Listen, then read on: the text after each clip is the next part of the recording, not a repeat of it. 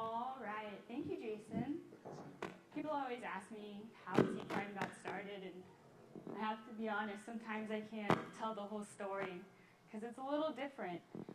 So at Z-Prime, we do a lot of market research, and over the past year, we've had some changes to the research team. So I'm actually really proud to be standing up here today with Shay Fabaday. We brought him in to really help us through some transitions we were doing, and then Shay and I pulled this presentation together kind of based off of some of the most recent research we've done on our team. So Shay's going to go ahead and run through some of our research and some trends he's seeing associated with our research. You can actually use slido.com to submit questions to Shay while he's going through this presentation. I'll be standing up here moderating, checking out the questions, and I'll actually be pitching them to him as he's going through his presentation and as they are relevant. So feel free to submit your questions through Slido, and hopefully he will be able to address them as he gets through his presentation. So Shay? Fire away. Good morning, everyone. I will try and breeze through this. If you've seen any of the, I think I'm good now.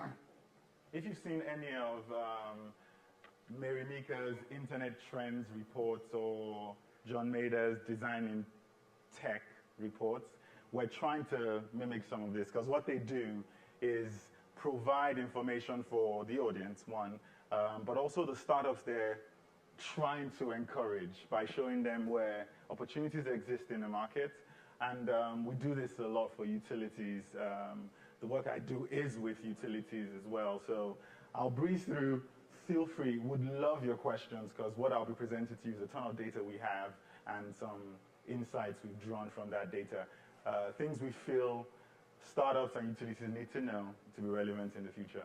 I'll walk through insights, and the three insights are the adoption rates for technology, revolution versus evolution. This came up in at ETS last year.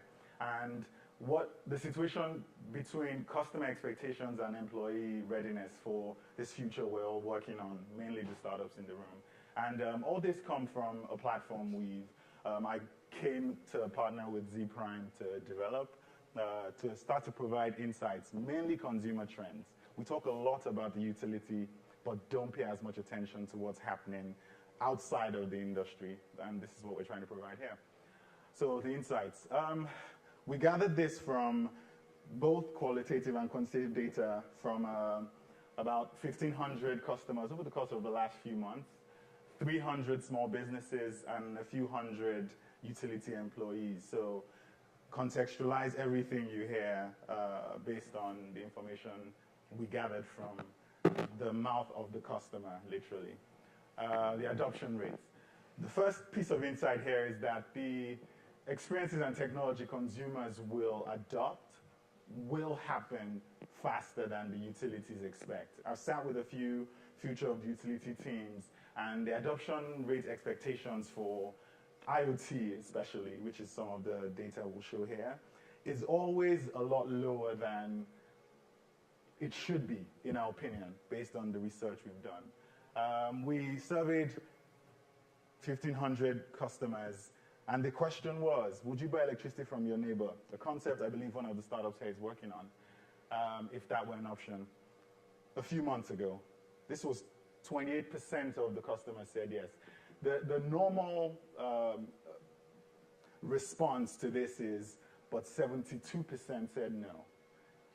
This is a concept that doesn't fully exist yet. You have startups working on it, but that 28% of the people do suggest they will do it, I think is reflective of how we constantly underestimate what customers will do. And we have some qualitative data. Someone goes, I don't like my neighbors. Totally fine. I don't like some of my neighbors too. But what both responses amongst the hundreds we got show is that no one thought of their utility in responding to that question. I don't like my neighbors, so if you like these neighbors, you probably would consider buying, for example. Afraid of price gouging, don't understand the mechanism through which this will work.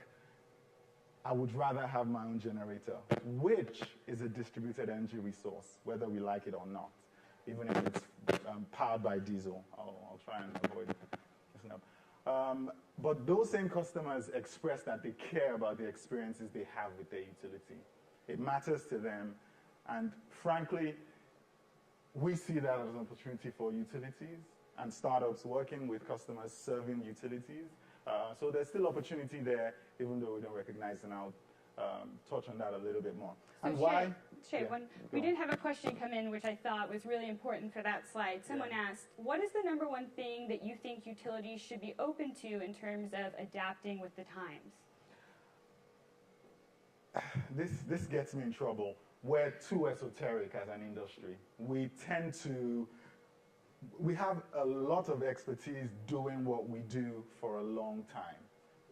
We've kept the lights on as an industry for however long, since Edison. The problem with that is we're not adapting to what's going on, and just the willingness to allow, I've worked with some teams, and they brought folk from just random industries to jump on their teams just to help them think a little bit differently from how they've been conditioned for the 20, 30 years they've been working in this industry. I've worked in the industry for 16 years. I've had the benefit of just working with some creative folk like the Z-Prime team, for example, that shift my thinking a little. I worked at a power plant, and you couldn't tell any of those guys who ran the plant, a 1,000 megawatt combined cycle gas turbine. You couldn't tell them anything because they knew what they were doing. And they kept the lights on. So be willing to listen to perspectives from totally outside the industry, I think is a big step. Great question. Quick poll of the audience here. Who would buy electricity from their neighbor if it was available? I know it's a biased crew, but yeah. 4 or 5 years ago, probably no hands would go up in this room, I think. So things are changing. We need to listen, and that's essentially the crux of the presentation here. But great question. Thank you, whoever put that up. Why do I put up the brand slide? One of the things we saw in some of the research, even in the response to the buying electricity from their neighbors, was no one thought about their utility provider as a brand they could engage with in a future that we all don't truly understand. And because the utility industry doesn't listen to anything but, in my opinion, numbers, I thought I'd throw these up as to how brand will matter in the future. McKinsey said 31% more returns to shareholders than the world average if your brand is a recognizable and valued one. 30% of your stock value is actually built into your brand. And we see that with companies we're more familiar with. The Coca-Colas of the world would be ones that truly what they sell is brand. And we also polled a bunch of people, the same people, and Amazon showed up, Apple, Google, Tesla, the companies you would expect. How does every single one of the companies on this list apply to the utility industry? Amazon, everyone who's in the know believes they will do exactly what they're doing with healthcare, building a platform to allow customers to get easier access to healthcare. Everyone believes Amazon will do this in the utility industry. It's just the time. We're just waiting for that to happen. It's a brand people currently, even if they don't like, we all shop. Almost, you can imagine most of us in this room have Prime. Apple does their supply chain is fully sustainable now. The energy that powers their data centers, and they've requested this of their suppliers as well. Those requests will impact how the utility industry serves those customers of Apple and of Apple itself. Google would probably be the 5th or 6th largest investor in DERs in the US if we factored all the investments they've made in companies working on DERs and on their own assets as well. So there might be brands that aren't in the utility industry, but they truly are impacting the business of the utility, whether we truly make that direct link or not. Tesla, we all know Tesla, I won't say much. A few other brands that showed up on here. Small mom and pop shops that eventually, I think, will be the hubs of value provision for whatever the utility of the future becomes in local communities. They showed up as well, and we can dive into that should we desire to do so. Second piece of insight is that it will be an evolution, not a revolution. We tend to think disruption happens big bang. It's not. The example I tend to draw on for this is the mobile phone was 10 years in existence before the iPhone. We think of the iPhone as the smartphone that changed everything, but we've been conditioned as consumers to what the iPhone provided. And not everyone thought the iPhone would succeed. And the statement here is millions of different customer actions and decisions. It will be death by 1,000 cuts is what I like to call it. You won't die immediately, but you will bleed slowly to death if you don't adapt your business model to those decisions customers are making. The average cost of sensors are falling. This means data on collection, probably analysis on the grid edge on every device. What will we do in a world where every single device on the platform can be tracked, probably has its own energy on device, or is pulling energy from a grid that isn't quite set up to deal with that. 34% of respondents have a smart home device. And again, we're going from the Alexas of the world, which truly came late 2014, to what everyone projects will be about 55 million in the US alone. And anyone with smart home products in their homes here, quick show of hands. Again, some of these things didn't exist a short 4 years ago, a short 5 years ago. 21% of respondents own between 2 to 5 smart home devices, not including light bulbs, and we're talking voice-activated devices that were novelty, but are now assets in people's homes that will create emergent behavior we as the utility industry do not understand. And we didn't even include, well, we did.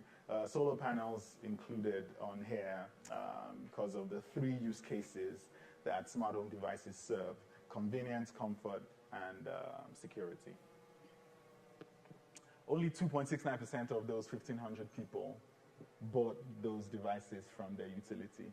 So we probably don't have a business model there yet because we don't truly understand what they're doing as an industry. Another question, we threw this in there just to see, do you know what a cryptocurrency is? Close to 80% did. And fine, they're online responding to these surveys, in some cases probably a biased crew, but 4.36% own a cryptocurrency. Again, we're talking 4 or 5 years since all these things became part of the conversation that we're having about what customers, consumers are truly doing. Customer expectations versus employee readiness is the third point. We'll probably jump into a few questions here.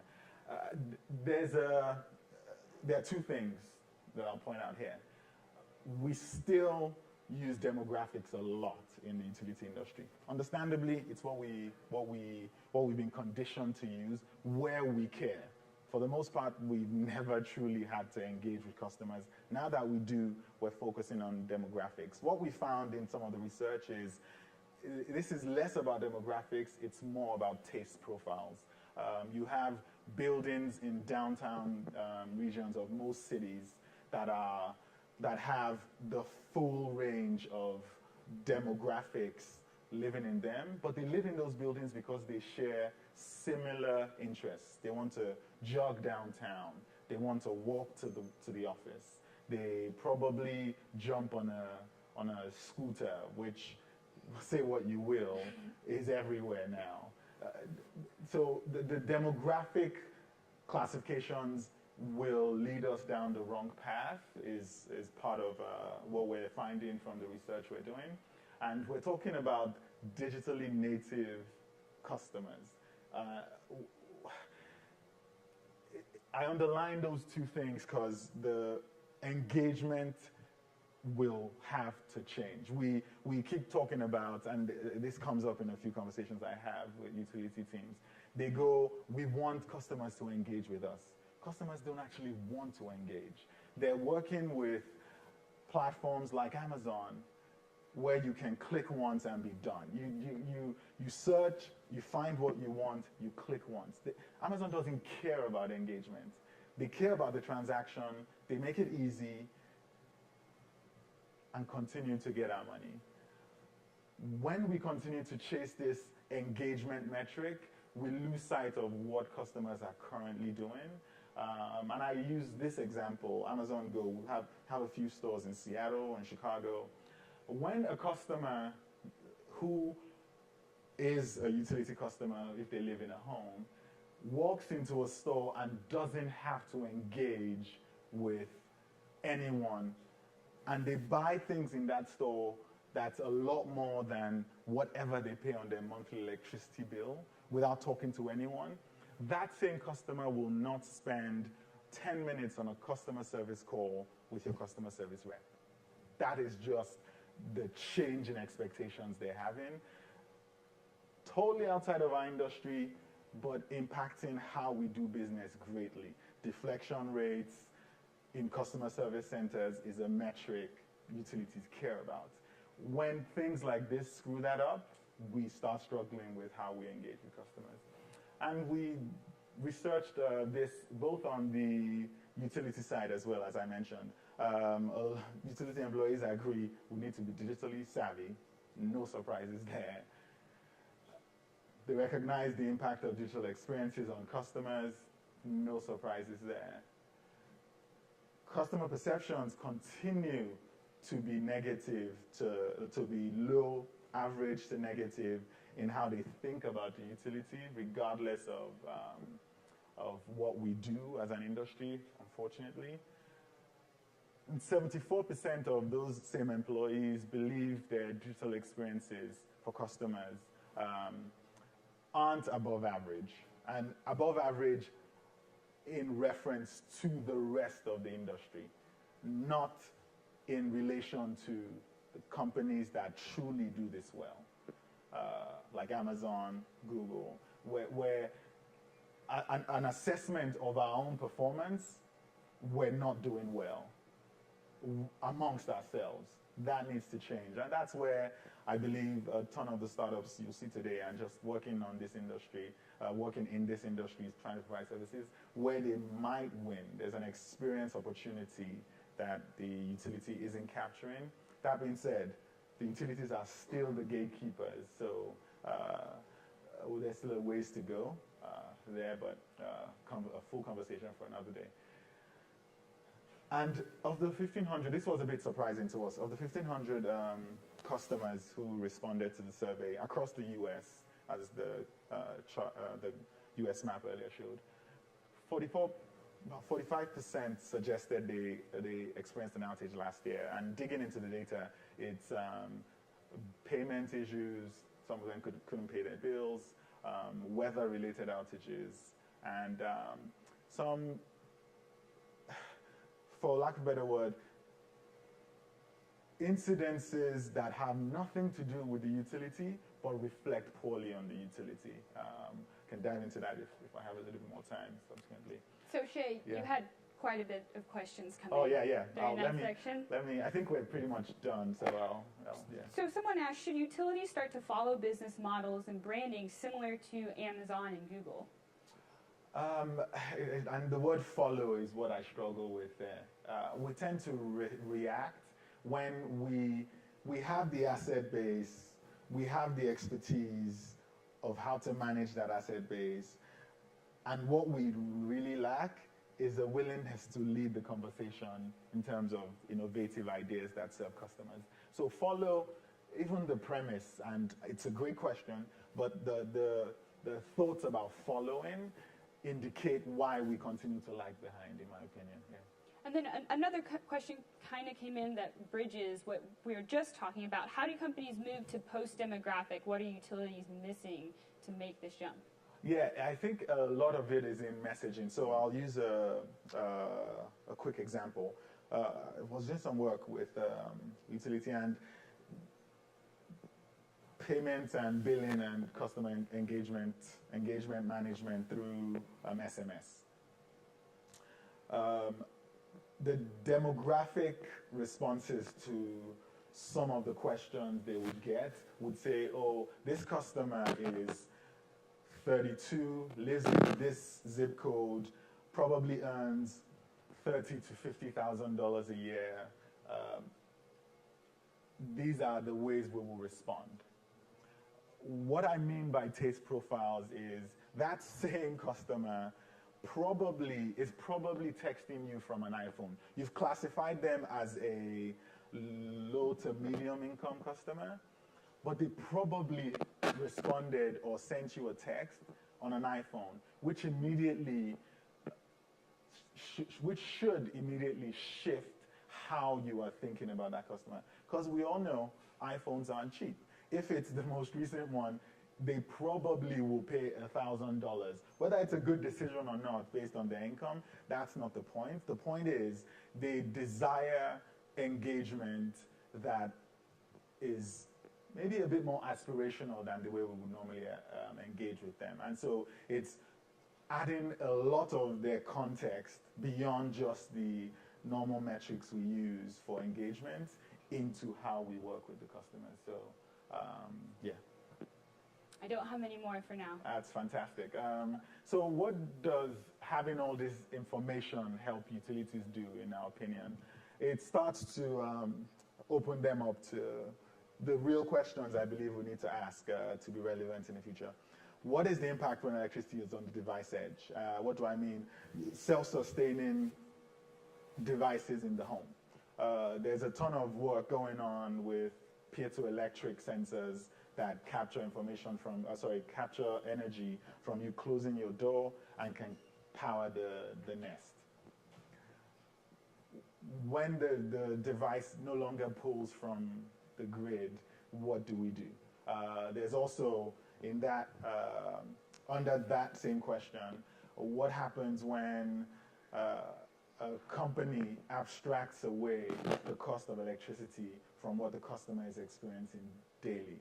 And what do I mean by that? You have real estate firms who are putting solar panels on homes that new builds,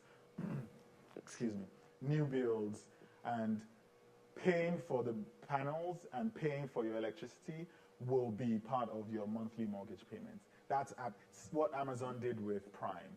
We pay however much we pay annually for Prime and think we're getting free shipping. We're not. We already paid for the shipping. It's who will take that same model and apply it to the utility industry. It's those sort of questions. Oh, is that a model you can apply as a utility? It's the cost of service model again, frankly, where you can put an asset on a customer's home. And yes, it will be a lot more than the 1,000 megawatt plant, but how do we manage that new model? What's the model when we can build a platform and with IPv6 recognize every single device on the platform? Is there an opportunity for data there? I hear a lot of utilities talk about the data we have isn't that valuable to anyone. I disagree.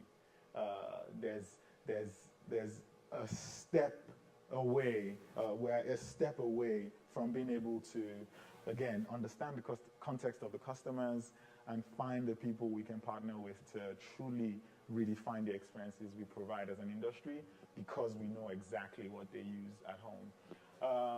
And I've already touched on this. Yeah, so that's the work I've been doing with Z-Prime.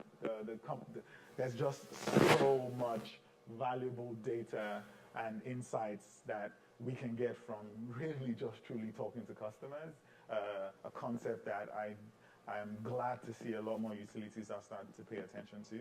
And I'm hoping there are more questions. Yeah, that's the last slide anyway. So someone asked, do you think the customer engagement differs between regulated and deregulated markets? And if so, what is the biggest impact or I guess a difference? Yeah, so even in regulated, I'd say Yes and no. It's a cop-out response because there's a lot more context required before you can just blanket state. The thread that runs through the regulated or deregulated side is that brand will matter and customer understanding will matter regardless. Probably a lot more on the deregulated side because you're not competing with companies that look nothing like the companies you competed with before. Probably digitally savvier than you as a deregulated provider in a deregulated region. And customer delight will be the metric that matters regardless. Whether you're having to go to the commission to request rate increases, you have to have delighted your customers so that you're not slapped on the hand to make sure that happens, to prevent you from raising the rates if you need to raise the rates. So, yeah. Do you think, this is just my follow-up Please, question, yeah, do please. you think that regulators value customer perception of the utility enough to allow that to be a major factor? They do. They currently do. Yeah. It is, my understanding anyway, one of the metrics that the Commission looks at in terms of how the utility is performing, especially since there's, I won't go into the business model of the utility here, but the whole idea is, yes, it does, because at the end of the day, performance against certain metrics of customer service provision is what determines whether you can increase your rates or not, based on the requests you make of the Commission. So, yeah. Someone asked, how can you use cryptocurrency? And you mentioned, you think it's really 4 or 5 years out. We have about 3.5 minutes left. You can make that as extensive as you'd like. Yeah. So I don't want to be the one who slags off cryptocurrencies, and that's not the. I say it's 3 to, and I don't want to dive into ideas here that detract from whatever. I know there's some presentations coming up later. What I will say is that for every new technological trend, we go through the techno-economic cycles. You will have deployment of infrastructure, a lot of money going in, some of it wasted, some of it used to build infrastructure that will support whatever business models will exist in the future. We're in that phase with cryptocurrencies, or with the blockchain, with Ethereum for smart contracts. All those baseline infrastructure requirements for whatever the future of that industry will be, a lot of people are working on those things right now. We get carried away by the cryptocurrency side of this, which actually pisses off the folk working on the core infrastructure.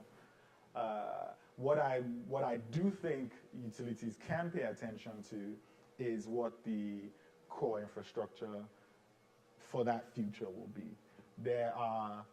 There's a generation of technologists that truly believe this will be part of the economic model for whatever future we have.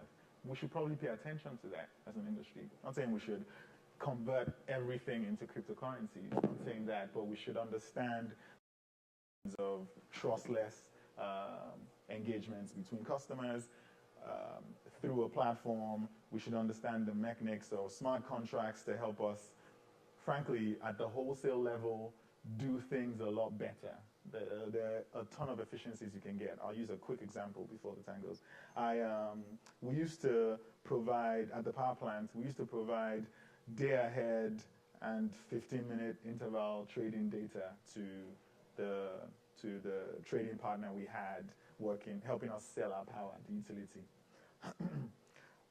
We used Excel for stuff that we probably shouldn't have been using Excel for. It was sensitive information, it was timely information that needed to be transferred to the grid operator, our partner, the control room, and to the finance team at the power plant. Those things if not provided in real time to all those parties, there would be, and we faced a lot of reconciliation issues post-event all the time. And then you'd have outages at the plant, and that just totally threw everything else. All the Excel spreadsheets you'd sent out the door. With Ethereum and smart contracts, you could probably do that a lot quicker. Again, not suggesting every utility should dive into it, but we should explore these opportunities based on a view that there might be something here, and it'll behoove us to understand it properly. My time is up. Thanks so much. Have a good day.